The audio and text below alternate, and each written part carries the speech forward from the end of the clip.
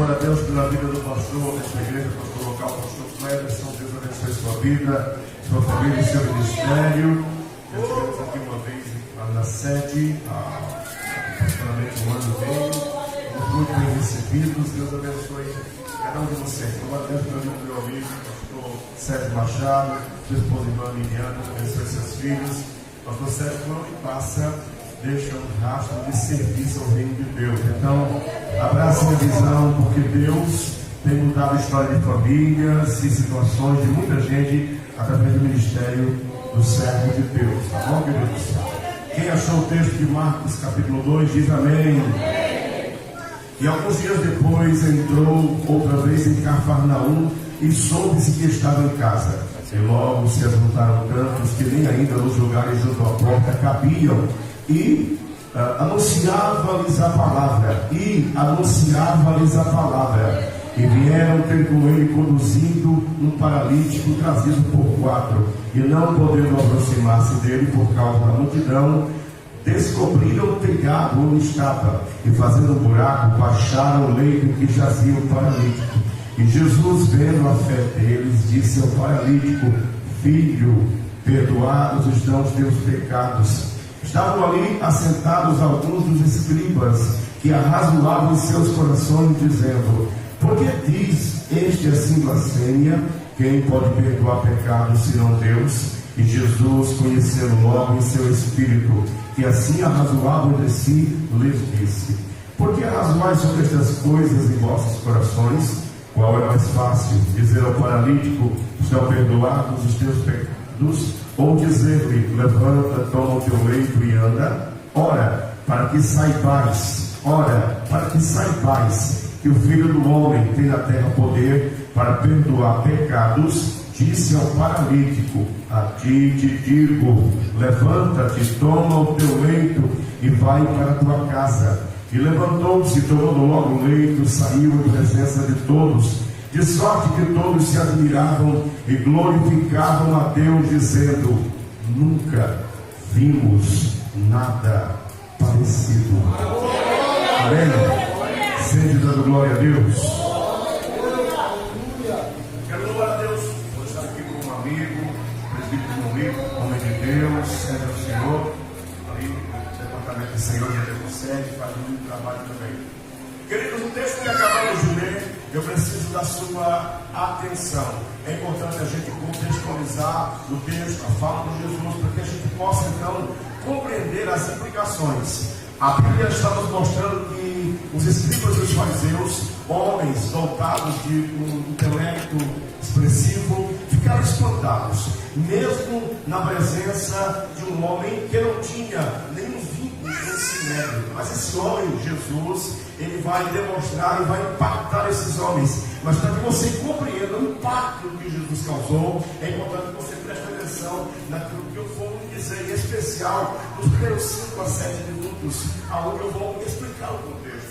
Marcos é um evangelista, é o primeiro evangelista, e ele está escrevendo para um público específico. Ele escreve para os romanos. Os romanos não gostam de calmaria, de quietude. Eles são dados à violência, à força.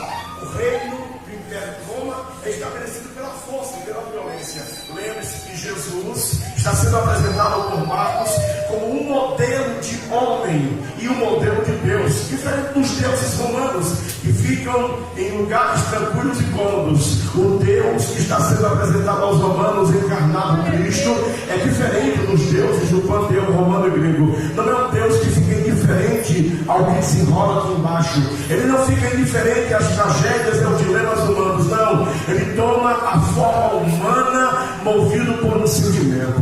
E que sentimento é este? E por uma missão. E que missão é esta? E por um propósito. Que propósito é esse? Precisa da glória. A Bíblia diz que o Filho de Deus se manifestou para destruir as obras do diabo. Porque o diabo veio para matar, para roubar, para destruir. Mas para isso se manifestou o Filho de Deus, para destruir as obras do diabo. Isso não é clichê de pregador. Isso não é propaganda enganosa da igreja. Um culto pode mudar a história da tua vida. Um culto pode mudar a história de uma cidade. Um culto pode mudar a história de um bairro. Deixa eu dar um exemplo histórico. Existe um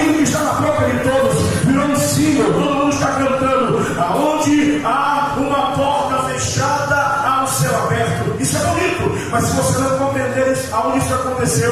Quem escreveu isso não foi nenhum cantor evangélico brasileiro, foi um escritor e pastor inglês chamado C.S. Lewis, conhecido na literatura por a obra clássica Crônicas de Nárnia.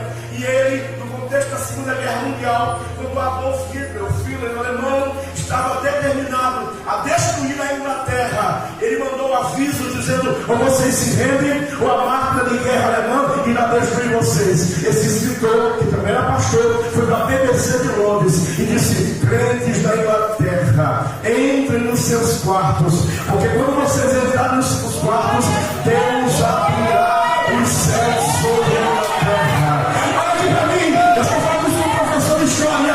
A Segunda Guerra Mundial, em muitas frentes, não foi decidida nem definida pelo poder bélico, mas foi definida pela atuação da igreja. Quando a igreja entende, se apodera de uma promessa, as portas do inferno nunca prevalecerão. O reino das trevas é um reino que trabalha em campanha permanente de expansão.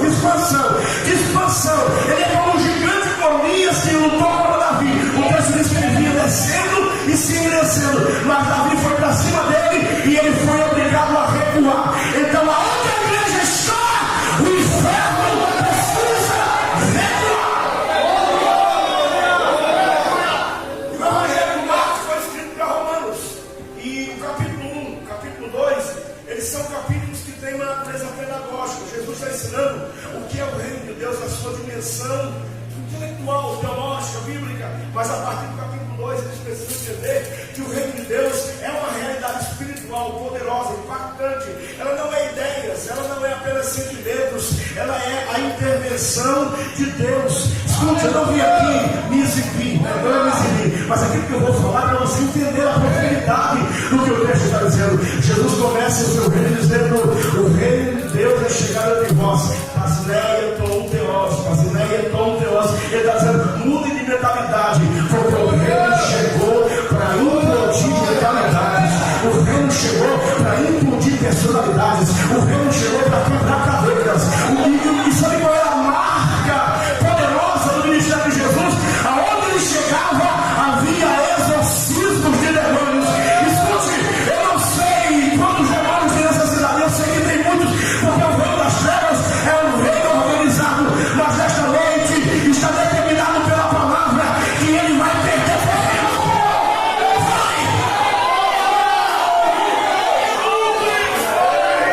Vai perder terreno no seu casamento, vai perder terreno na sua casa, vai perder terreno nas suas finanças, porque você já aprendeu nesta noite o princípio de prosperidade é semear, pastor, não sei o que fazer. Existem pessoas, quem investe em pessoas prospera. Eu sempre vinculo qualquer semeadura que eu faço à figura bíblica de Abraão, né? A Bíblia diz que Deus chegou para um homem chamado Abraão. Abraão disse: sai do meio da tua parentela, sai da tua terra, sai do meio do teu povo e vai para uma terra que eu vou te mostrar. A Bíblia diz em Hebreus 11:8: e Abraão, não é Abraão, ouvindo, creu, saiu, sem saber para onde ia. Creu, Deus é poderoso para guiá-lo. Isso é fé. Sabe o que o texto de Gênesis está dizendo? A palavra sair é um texto assim, provocador, é uma imagem comercial do mundo judeu, é ler. Jesus está dizendo, Deus está dizendo para Abraão: se você ficar, você vai ser só Abraão, pai de muitos. Se você sair, você vira Abraão, pai de multidões. Se você ficar, você vai herdar a herança do seu pai, uns poucos acres de gado, de terras, e você terá uma fortuna considerável. Se você sair, em ti serão benditas todas as famílias da terra. Eu te abençoarei, e quem te amaldiçoar, eu amaldiçoarei. Se você ficar, você vai ser só Abraão, pai de muitos. Se você sair, você vai virar o pai da fé. E eu te prometo, olhe para as estrelas do céu, olhe para a areia que está na praia, assim será numerosa a tua descendência. E Abraão saiu para tornar-se Abraão. Tem vezes que Deus quer que a gente saia da zona de conforto. A fé é um convite para passar o impossível. Não é você que move, é Deus. E por que eu não vejo? Para dar testemunho.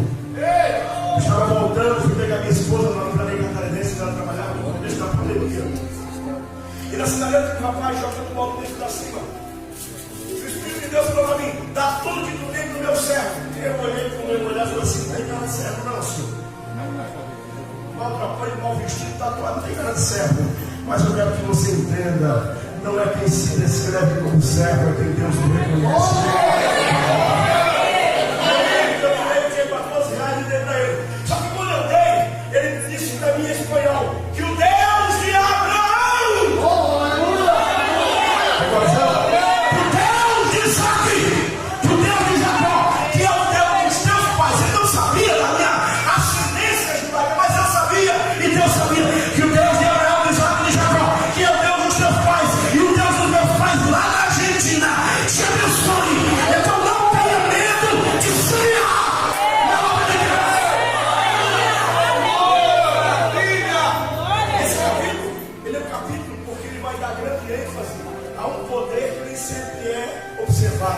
o texto aqui está falando do poder da amizade.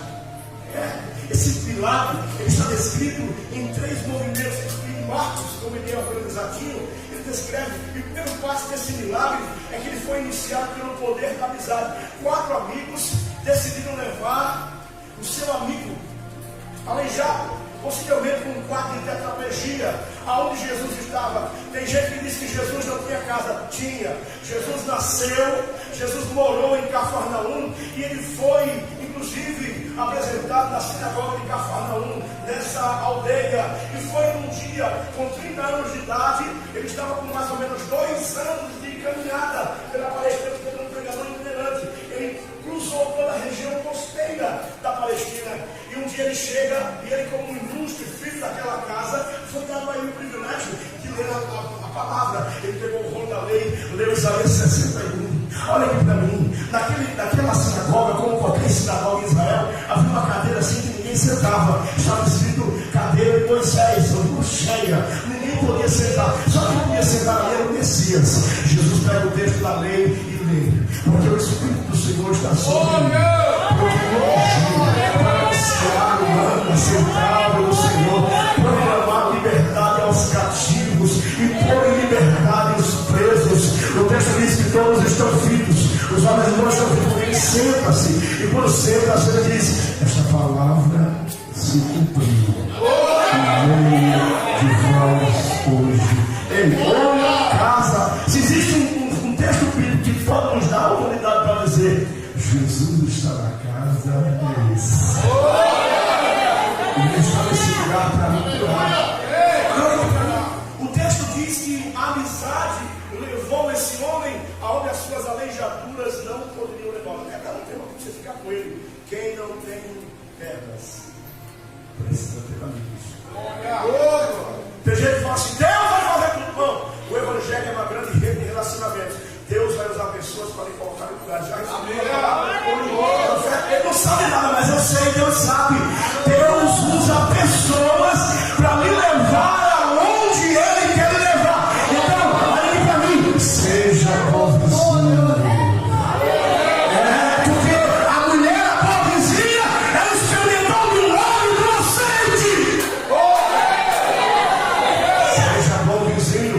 Você não sabe quem Deus usará para cumprir alguma palavra profética sobre a sua vida. Agora, para mim, é interessante que esse texto ele nos mostra que a amizade gerou o poder de colocar em movimento quem não podia se movimentar. Ele estava preso naquela cama. Eu fui cuidador, enfermeiro por 5 anos, e um dos meus pacientes mais duradouros foi o ex-prefeito de São Paulo, Rolinha. Eu cuidei dele por 5 anos, praticamente morava dentro da casa dele. Ele tinha uma bala alojada na coluna, ele era tetraplégico, mas era crente. Nunca vi ele mesmo com dores atrozes, ele reclamando. Às vezes a gente pergunta: Deus, por que eu estou passando por isso? Por que eu estou vivendo isso? Olha aqui para mim. Eu não venho aqui brincar com esses sentimentos, eu venho aqui ensinar sobre soberania. Deus sabe exatamente, Deus está ministrando tudo que você passa para prepará-lo. 6 meses antes de morar em Canuru, o meu avô ficou quebrou o fêmur. Ele ficava o dia todinho dormindo, e à noite ele ficava acordado gritando: você! Um dia eu estava tão angustiado, eu falei: Deus, o que eu fiz de errado para merecer isso? O Espírito de Deus falou assim: fique quieto, para onde você vai, você precisa disso.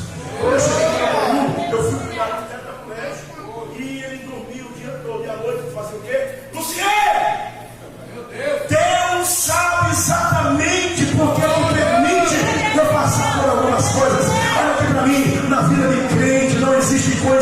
incoerência, não existe fatalismo. Tem gente que diz assim: o que deve ser será. Não, o que Deus quiser que seja, já. Às vezes as pessoas se entregam a modos de pensar e filosofias que são perigosos para a vida cristã, porque causam contentamento alejante. Não, eu vou ficar aqui parado. Não, fé não é ficar parado esperando tudo vir do céu.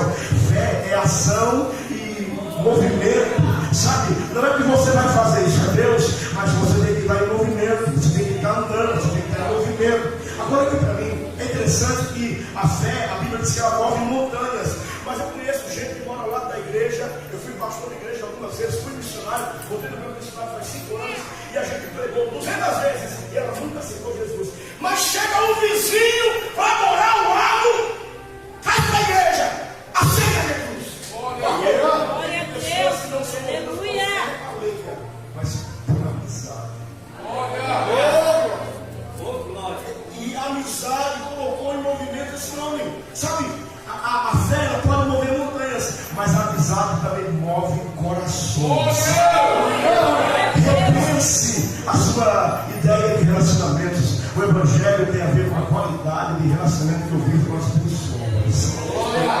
E Deus vai curar essa falha. Tem muita aleijadura que é emocional.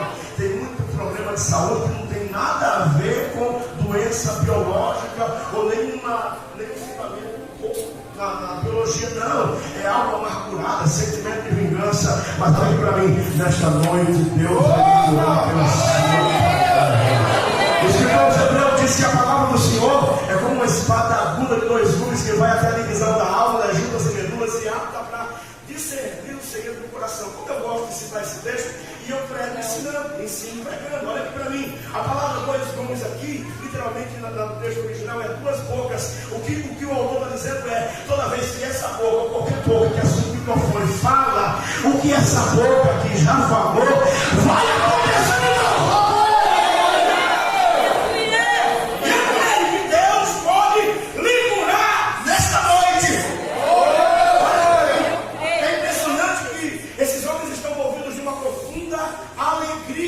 Em poder levar um amigo aleijado que não pode ir sozinho aonde Jesus está. Tem gente que fala: pastor, eu tenho até vontade de evangelizar, mas me falta dom, eu não tenho dom. Olha aqui para mim, você não precisa ter dom, você precisa conhecer o Deus.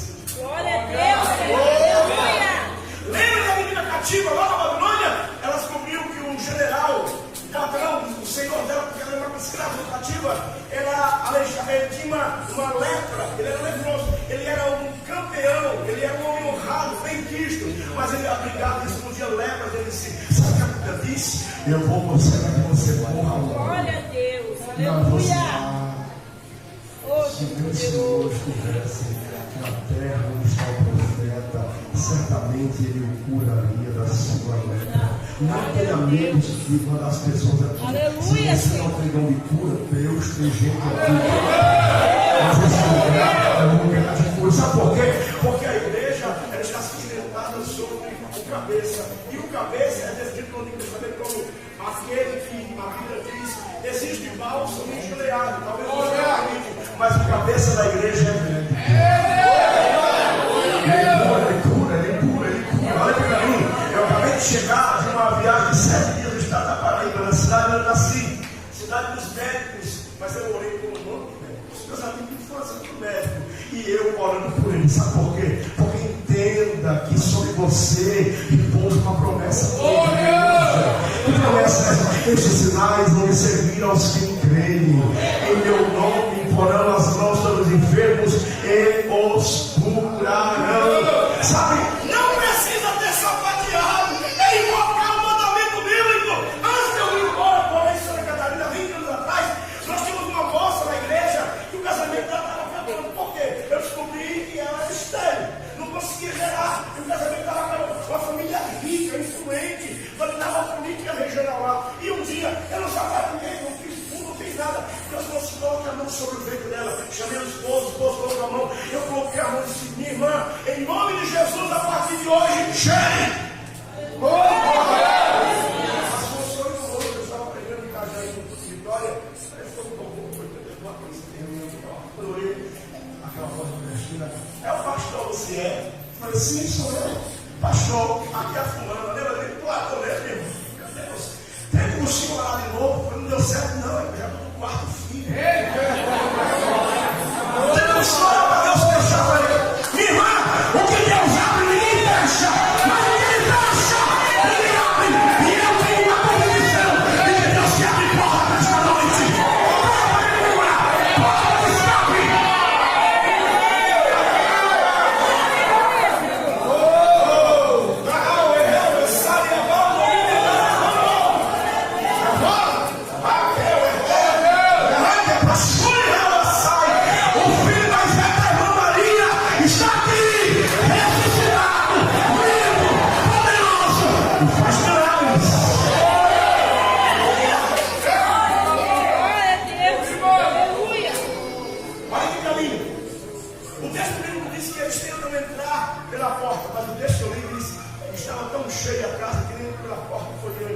Eu gosto de pregar contando história. Jesus fazia isso.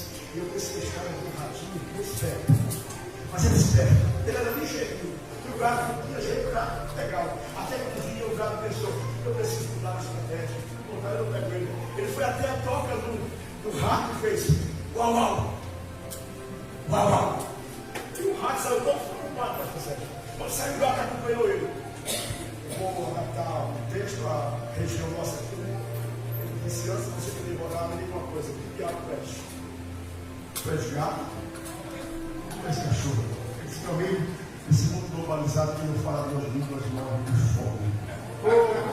Sabe o que você está ensinando? Se não dá pela porta, dá pelo telhado. Pela porta é previsível. Entrar pelo telhado é inusitado. Sabe por quê? Porque o lado judeu é inviolável. Isso dava apedrejamento. Mas você também, isso é da glória. Isso é da glória. Isso é da glória. Só que aqueles homens pensaram: quem é que vai se preocupar com o telhado? Se quem está no meio daquele povo pregando é Deus. Irmão, quando você descobre que quem está no controle e quem está no meio daquele ambiente é Deus, você não tem medo de correr riscos. Eles pensaram: é hoje ou nunca. Jesus faz 3 anos que não tem casa. Sabe-se lá quando ele vai dar de novo, não sabia. Porque a última vez que ele estava em casa, Jesus está na casa.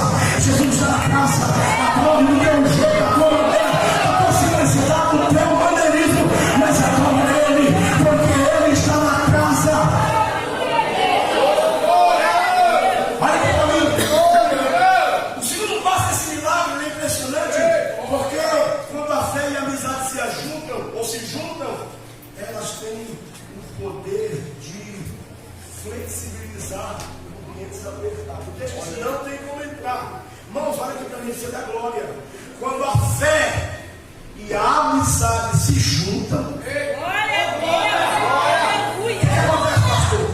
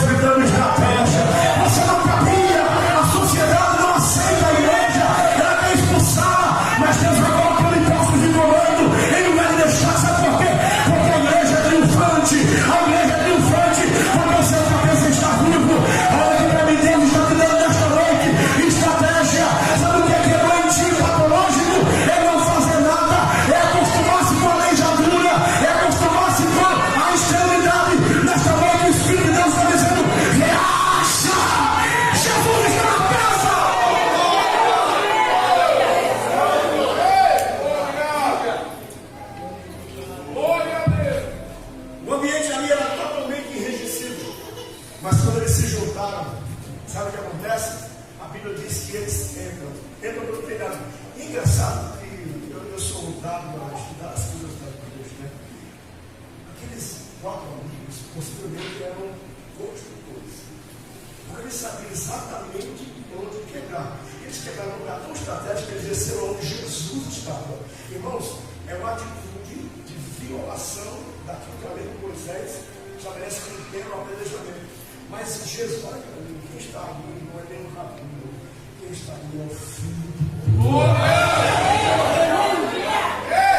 Jesus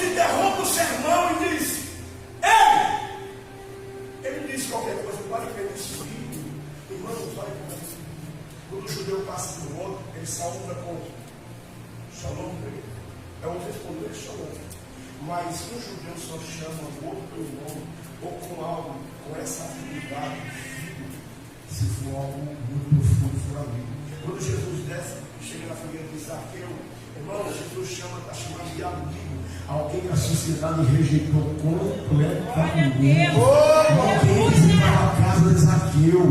Mas quem está chamando, sabe o que Jesus está dizendo? Olha, lá tem ritual, tem populosidade, mas eu não quero estar lá na sinagoga nem na tenda. Eu quero rejeitar. Coisa boa, isso é graça, porque pela graça sois salvos, por meio da fé. Isso não vem de vós, é dom de Deus, nem vem de obras para que ninguém se engane. A graça que achou, o salmista disse: Ele me arrancou de um tremedal, de uma poça de lama, firmou os pés de uma rocha, colocou um novo canto na minha boca, celebre o que Deus já fez, porque Ele pode fazer mais ainda. Glória a Deus. Olha aqui para mim, o terceiro movimento desse milagre é porque ele vai quebrar preconceitos e protocolos. Será que nós temos preconceitos? Tem gente que não gosta de gaúcho, tem gente que não gosta de nordestino, tem gente que não gosta de branco, tem gente que não gosta de preto. Todos nós temos. Eu também tinha uma coisa séria. Eu tinha uma ideia de que se você usa uma tatuagem do corpo, meu irmão, você está condenado. Era uma percepção minha. Eu era pastor de igreja em Camboriú, e eu fui pegar um congresso de jovens em Minas, São Paulo. E quando eu sento no avião, muda de cabeça, minha cabeça é grande, não tem como descobrir isso.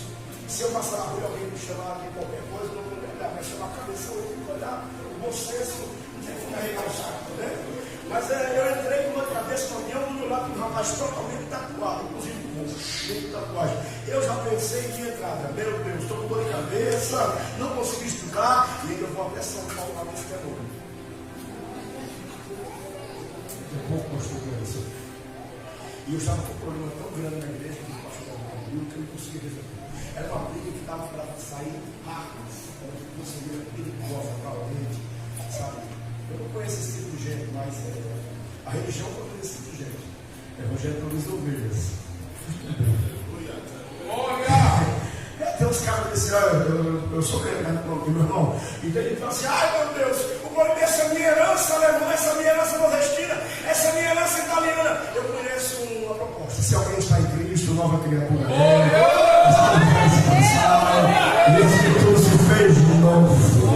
O teu passado é levado de uma forma chamada vida nova. De repente, pastor, se a gente cutucou. Quando eu me cutucou, eu já olhei assim, nasceu. Eu disse bem baixinho para nós ninguém. Assim diz o Senhor. Esqueça o problema que ficou na igreja em Camboriú. Glória a Deus. Não consegue resolver, eu consigo. Glória a Deus. Vai a minha palavra àqueles jovens. Quando você voltar, eu já terminei. Glória a Deus. Essa é a parte boa. Agora vem a parte do trato de Deus comigo. Eu disse: qual parte que eu prego? Olha, para mim era demônio, nossa, foi amado. Olha, está no meio da gente. Ei, papai! Glória a Deus. Esquizofrenia espiritual. Gente com duas falas, gente com duas personalidades. Isso é esquizofrenia. Isso é patologia. O evangelho produz uma pessoa inteira. Uma pessoa que a Bíblia diz que a palavra fala do que já sei no coração. Então vem cura de Deus nessa noite. O evangelho produz esquizofrênicos. O evangelho produz sanidade, saúde mental, saúde espiritual, saúde moral, saúde conjugal, saúde social. Aonde o evangelho chega o reino de Deus. Veja bem, eu vim de Rock and Roll, fui arrancado do underground. E meus pais são ricos. E eu pensei em fazer uma remoção de tudo sobre violência. E Deus falou assim: não tive. Isso aqui eu vou usar como cena. Eu vou usar como público específico. Eu só ganha roqueiros, punks, funkeiros, desse tipo de gente. Ele entra com aquela identidade, sábado, leva para a igreja e entrega para pessoas pastoreadas. Irmãos, em nome de Jesus, a gente continua cometendo erro. A gente tem a tendência experiência horrível de analisar pela aparência. Olha aqui para mim. Deus não se engana com a aparência de ninguém. Deus não se engana com a aparência de ninguém. Às vezes a gente olha e não sabe o que tem no coração. Nós somos uma geração, eu estou falando isso para me apoiar nisso, mas nós temos um estranho comportamento como um pós-moderno. A gente não quer saber mais da biografia, da história de ninguém. A gente só quer saber do momento. Porque a gente tem criado uma mídia. Nós somos a geração do like. Aliás, a gente não percebe, mas as mídias sociais estão favorecendo a gente. O pastor Sérgio, um camarão, postou lá, um camarão rosa, literal grande, né? E postou lá no Instagram. Aí eu olho o documento novo e falei, meu Deus, o pastor está bem, Deus é muito comigo. Só que a internet quebrou a noção do espaço, porque essa forma pode ter sido no ano passado. Eu só colocou para recordar. E eu estou no inverno de algo que não existe mais. Glória a Deus, é verdade. Escute, nós não somos chamados para ser guiados pela cultura desse mundo. Glória a Deus. Rogue-vos, pois, irmãos, pelas compaixões de Deus, que apresenteis o vosso corpo como sacrifício vivo, santo e agradável a Deus, que é o vosso culto racional. E não vos conformeis com este século, mas transformados pela renovação do vosso novo entendimento. Para quê? Para que experimenteis qual seja a boa, perfeita e agradável vontade de Deus. Contigo no coração gratidão, porque quem é grato pelo ovo já sendo preparado para a picanha. E eu estou falando com você mesmo. Glória a Deus. Deus faz isso. Olha para mim. O texto bíblico diz que Jesus interrompe e diz: ei, perdoados, filho, perdoados estão os teus pecados. Jesus já começa incluindo ele na linhagem de Abraão de novo. Ei, você, por quê? Porque havia uma série de preconceitos da cultura bíblica, em especial na Bíblia. Se você nasceu aleijado, e a nação na Bíblia acabou se afastando tanto no Antigo Testamento, que as pessoas acabavam lendo a situação dos outros a partir da Bíblia, a partir dos pais. Sabe?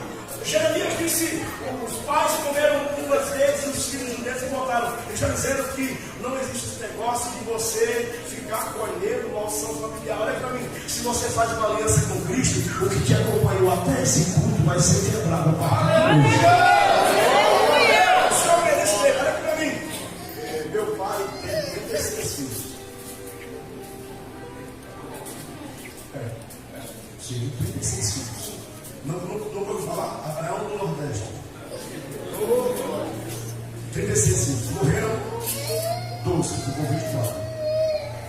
Mas olha para mim, a minha esposa, quando eu casei com ela veio de uma família que as mulheres todas se divorciaram. Eu sou filho de uma família de homens promíscuos, pai e muitos filhos. Só que quando eu casei com ela, eu falei: vem cá, vou fazer uma oração, minha filha. Fiz uma oração e eu quebrei. Se está quebrado a partir de hoje, tudo que te acompanhou geneticamente, tudo que te acompanhou de forma hereditária, porque nós somos santo gênero, mas nós estamos enxergados. O que cumprir o meu presente e o meu futuro não é o meu passado, é aquilo que a Bíblia diz. Poderoso é aquele que começou a boa obra. Ele é poderoso para concluí-la. Nesta noite, cadeias vão ser quebradas. Cadeias vão ser quebradas. Talvez você se acostumou e está chamando isso de maldição. Pastor, eu tenho que fazer isso. Tem. Você vai rejeitar isso. Já aprendi nesta noite. Se posiciona. Você é sacerdote na sua casa. Glória a Deus. Dois filhos. O mais velho é Thomas, ele tem 15 anos. 1,80 m. A esposa é descendente de alemão. É morena, mas é descendente de alemão. E 1,83 m. Né? O menor tem 12, o Pierre. Sabe? É impressionante que algumas vezes a gente está cansado ou acomodado. E Deus usa as formas mais estranhas de tentar a gente. Um dia desses, tem mais ou menos uns 4 anos, eu estava cansado. Cheguei da faculdade, pouco assim. Eu fui apresentar um seminário na universidade. Cheguei pouco cansado. Eu estou falando da universidade ateísta, marxista, que rodeia crente, que expulsa do lá crente. Eu voltei todo mundo, vou explicar o terrível. Estou aqui dormindo. De repente, 3 da manhã, o meu filho pequeno olha para mim assim. Eu tomei um susto. O que foi, filho? Ele disse: são 3 horas da manhã. O que o sacerdote está fazendo domingo? Glória a Deus. Aleluia. Pai, Jesus está me esperando lá no seu lugar de oração. Glória a Deus. Quanto a para mim, eu vou dormir, porque o Senhor que vai orar por mim. Olha aqui para mim. A nossa cultura produziu uma coisa estranha. Tem mulheres carregando a família nas costas. Olha aqui para mim. Deus não chamou mulheres para estar carregando a família nas costas. Deus chamou homens. Nós somos sacerdotes. Levante-se de madrugada. Abençoe a sua casa. Repreenda toda a obra das trevas. Sabe por quê? Porque o sacerdote lá é você. E Deus está dando todo posicionamento. Você tem visto coisas que devem portas desejadas e você está aí dormindo. Se posiciona e diga aqui não, Satanás. Eu e a minha casa, eu e a minha casa, eu tenho a bênção da glória. Eu e a minha casa, eu e a minha casa, eu e a minha casa serviremos. Aleluia! O texto diz que Jesus é interrompido com fala, não. O texto está dizendo que os escribas e fariseus estão comentando entre eles. Quem ele pensa que é para fazer isso? Ele não pode fazer. Sabia que Jesus não podia mesmo? Porque para falar em nome de Deus no fechamento, você tem que ser membro do Sinédrio. E Jesus não era membro do Sinédrio, ele era membro da carpintaria. Olha aqui para mim. Tem gente que diz para mim, só quem pode me julgar é Deus. Aí eu falei, como isso não me assiste? Eu não consigo saber o que está pensando. Jesus lê pensamentos. O texto diz que ele está dizendo, quem ele pensa que ele é? Olha aqui para mim. Eles estão dizendo, você não tem autorização. E Jesus não tinha mesmo. Mas Jesus tinha uma coisa que o Sinédrio não pode dar. A religião não pode dar. O Sinédrio dá a autorização.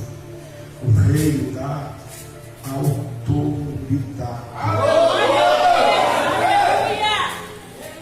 O texto, embora seja um texto escrito a Romano, tem uma versão pedagógica. Para que sai mais! Para que sai mais! Isso é fora de rabino! Para que sai mais que o Filho do Homem tem poder para perdoar pecados, não é só conjectura, não é fala vazia. A ti te digo, toma o teu leito, levanta-te e vai para a tua casa. Perdoar os estranhos teus pecados.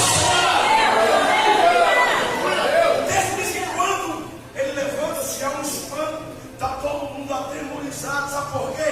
Porque aquele ambiente é um ambiente de competição. Mas agora há um lugar que é tomado por serviço.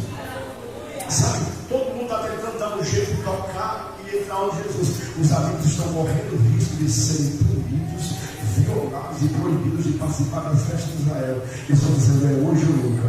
Irmãos, eu quero mostrar para mim esse momento. Eu preciso, a gente precisa de amigo. E Deus dá alguns assim, assim, ó, com você até debaixo d'água, até para se afogar junto, a gente se afoga. Sim, o Evangelho produz em todo tempo para o amigo. E no dia da angústia nascerá o irmão. Como o pastor Sérgio falou, eu só estou preocupado. Não porque quis, não porque gostei.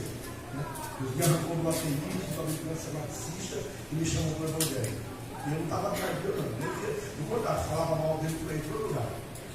Mas não depende de quem quer, nem de quem corre atrás, mas de quem a graça chama. Você não está aqui para ocupar espaço, você está aqui para ser instrumento da graça de Deus. Eu não digo, estava estressado, muita coisa. E aqui pensa, tem gente que eu faço tanta coisa, e eu faço como o senhor trabalha. Eu penso assim, que feliz. E um angustiado me ligou, irmão, pastor, mas fala que o senhor é o jeito, pelo amor de Deus, arruma uns passos aí, nós temos que conversar. Aí fomos, ele levou uma padaria muito boa, eu nunca vi uma padaria. Onde tem petit gâteau, e coisas assim, estranhas. E me levou, e foi pedindo, comigo, e eu comia, e ele não falava nada, comia. Foi meu irmão, fora do ponto, que eu recebi. É que Deus estava muito estressado. Eu vou sair com o senhor, precisa tomar um café e relaxar. Eu creio que Deus levanta amigo de você. Eu creio. creio que Deus levanta amigos assim, que vivemos sufoco e chega no socorro. Deus levanta amigos assim. E se eu estou pregando sem profeta, Deus vai levantar amigos. Sabe por quê? Porque se Deus está mostrando alguém que sabia onde Jesus estava, mas não conseguiria chegar lá sozinho. Ele não tinha pernas, mas Deus colocou amigos. Quem não tem pernas precisa ter amigos. Nesta noite Deus está dizendo: trabalhe a qualidade dos seus relacionamentos, porque os amigos que eu levanto para a sua vida lhe levarão aonde você nunca chegaria sozinho. Se você ficasse esperando, você apodreceria e morreria com essa legiadura. Mas eles estão te levando a endereço de mim. Jesus está na casa. Eu quero terminar com isso. Eu quero ter Carol. Enquanto eu prego, Jesus disse: perdoados estão os teus pecados. Toma a tua cama. Quem está me ouvindo diz amém. Amém. Certo, toque na mensagem desse. Jesus está dizendo que na presença do Reino de Deus, não esquenta me ouvindo diz amém. Na presença do Reino de Deus, não existe espaço para vitimismo. Glória a Deus. Aleluia. Jesus está dizendo: o pecado é teu e não é do teu pai. É verdade. É teu. Mas como é teu, eu perdoo. Glória a Deus. O pecado que Aleluia. colocou nessa cama, a cama também é tua. E eu te digo: levanta-te, perdoa os teus pecados, mas leva Aleluia. a tua cama. Glória a Deus. Durante muitos anos, ele ficou preso naquela cama. Você convictou muito porque eu trabalhei com o colégio. E ele me dizia algumas vezes: eu vi um filme uma vez chamado Cartas do Inferno. Falava da luta do tetraplégico para ver quem está com a espanhol. Ele disse que ele ia praticar eutanásia, a morte, a programar a própria morte. Ele acabou conseguindo uma rede de pessoas. Mas aí para mim, quando eu algumas vezes desse tetraplégico paciente, ele dizia: eu daria tudo que eu tenho para poder dar alguns passos.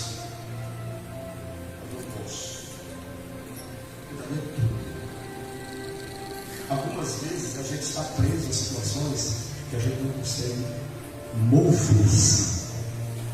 A gente realmente está parado ali. Sabe para mim? Eu vi a angústia dele, porque ele ficava 8, 10, 12, 20 horas.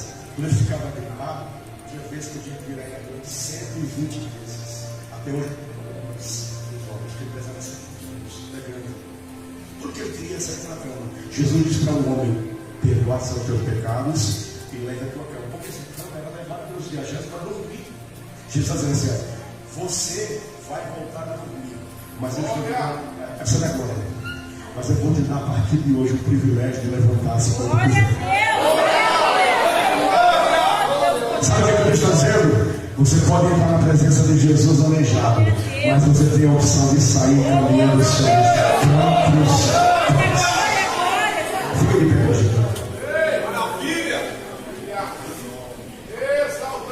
Não menti, não inventei, não contei história. Eu preguei a palavra e ela é viva. Eu vou lhe curar. Venha à frente, por favor. Venha à frente, eu quero orar por você. Eu quero orar por você. Pastor, o que vão pensar? Sei lá, estou nem aí. Eu sei de uma coisa: quem pode curar está aqui. Irmãos, que coisa maravilhosa. Olha aqui para mim. Pregador, usa muita imaginação. A gente usa imaginação. Olha aqui para mim. Você consegue imaginar um homem dialogando com a sua cama? Ele diz assim: cama, cama.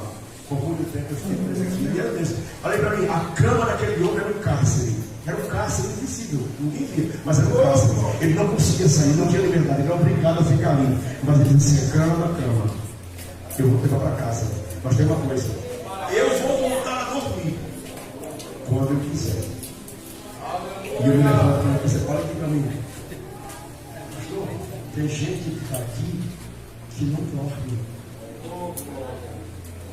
Mas eu tenho uma pílula do Ministério do Reino de Deus para você. Em paz me deitarei.